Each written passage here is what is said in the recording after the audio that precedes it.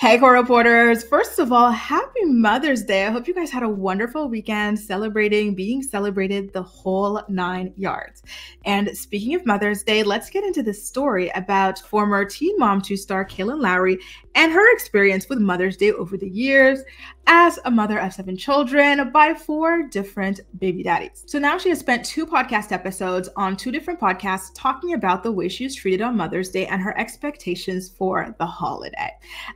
Kail says that her baby daddies do not acknowledge her for Mother's Day, and it seems like that has been the case for years now, which I do find to be rather sad. You know, she had a baby by Joe when she was about 16, 17 years old. She had a baby by Javi. They got married, then divorced. Then she had a baby by Chris. He never claimed her, but she said, you know what, maybe the second one will make him claim me. And now she's got a baby by Elijah. And it seems as though none of those previous men acknowledge her for Mother's Day. It's only Elijah who does. And so she and Elijah were supposed to have some plans for Mother's Day. And the thing is, though, that Elijah is close with his sister and his mother. And he wanted to split his Mother's Day with the 2 of them because his sister has children and obviously his mom is his mom. And Kail did not want to split Mother's Day. She wanted all the attention to only be on her.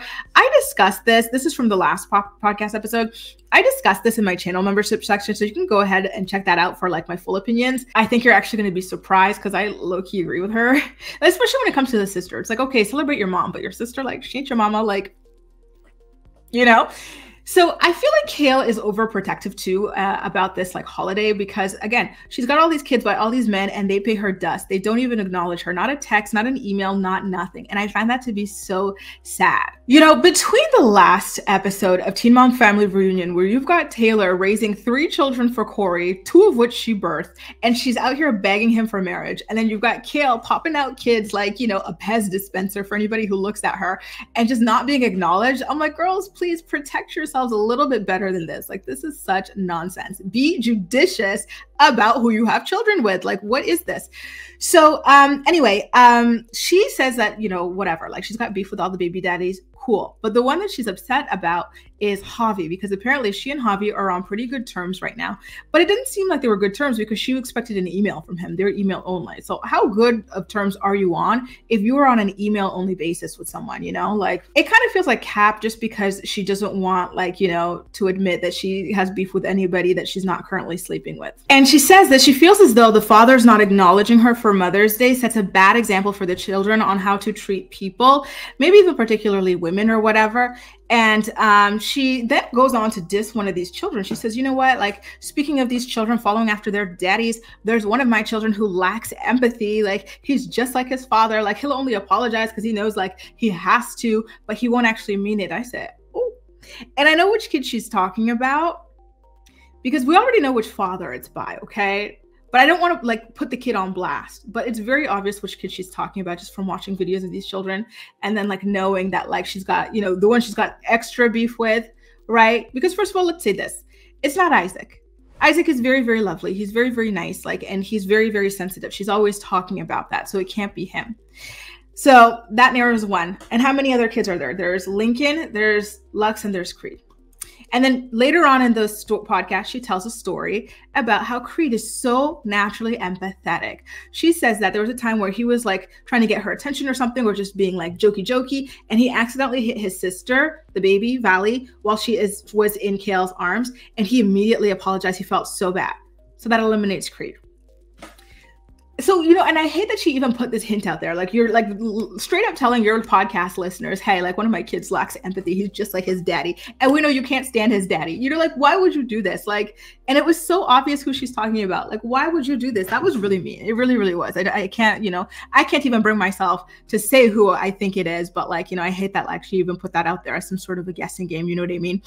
So anyway, she's rather upset that these baby daddies are not celebrating her for Mother's Day, which, listen, I do find to be rather understandable. Like, she, you know, pregnancy is no joke, childbirth is no joke. And so I feel like, you know, if someone does this, right, like continues your bloodline, like, you know, like, Come on now, honor them, honor them. And she says that she always celebrates the dads on Father's Day with like gift cards or random cards or whatever, like, which I think is wonderful as well. So she kind of feels like that should be going both ways. But here's the thing, I do remember this one time where Kail wanted to take away Father's Day for Joe in order to go on some kind of like a multi-marketing scam, pyramid scheme, like a vacation. She's like, whatever, like you'll celebrate another year. Like I'm gonna take Isaac on vacation with me. So it's kind of like, oh,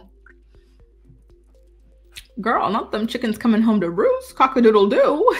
Listen, this sounds really, really sad, to be honest with you. I feel like even if you're not on the best of terms with your baby mama, your baby daddy, with the exception of ABUSC, I feel like it would be a nice gesture to even just a little email, a little text, a little something, you know, just to say a happy Mother's Day. I feel like I would be sad if that were the case. If I had a baby by somebody and like we divorced or whatever, I would still expect something, you know, and I feel like I would return the favor. I would still want to like celebrate, you know, in some capacity. But like, listen, relationships are complex. You really never know what's going to happen. Love can very quickly, very easily turn into hate. And it's just sad, you know, when kids are in the middle of all that. It's just so sad. But here's the thing, in my opinion, for you to be in that situation with multiple people, you are the common demon's toot. You are the common denominator in that. So like, I feel like it's like, okay, like let's drop the pity party for a second and talk about why is it that all of these people that you have children with can't stand you? Why is that? Surely you must have had some sort of a part to play. You know, that doesn't just happen naturally. That doesn't just happen out of nowhere. Like something had to have happened on your part as well, because these are completely different people who have absolutely no relationship with each other to be colluding against you. Like you in all of these individual relationships have pissed someone off that you share a child with to the level where they're not even going to wish you a happy Mother's Day. Like, I feel like that says something about you at the end of the day, but I digress. Listen, this is Petty Betty. We don't call her Petty Betty for nothing. We don't, you know, she's got a revolving door of friends. She's got a revolving door of men. And, you know, that's the thing. You can't maintain romantic relationships. You can't maintain friendship relationships. You can't maintain baby daddy co-parenting relationships. Like, there's something to it. I don't think they're doing this for no reason. I feel like something happened behind the scenes. Multiple things happened behind the scenes for them to get to this part. And I find that to be very sad. Very, very sad. Anyway, like I said at the top of the episode or the top of this video, I hope that you guys at the very least had a happy Mother's Day, you know, celebrating, being celebrated. You know, luckily, even if the baby daddies aren't going to do nothing for you, like the kids, I would hope at least are at school or doing arts and crafts to bring home so that you have a little something, or maybe on their own, they're doing arts and crafts at home, you know, just to celebrate you and everything like that. Like, it's a special day. Celebrate. That's all, you guys. Let me know how you feel about this. All of this drama going on with Kail and all them baby daddies, except the most recent one. It's a lot. It really, really is. But I digress. And how do you feel about her saying one of them kids lacks empathy and he's just like his daddy? And y'all know she can't stand them daddies. It's crazy.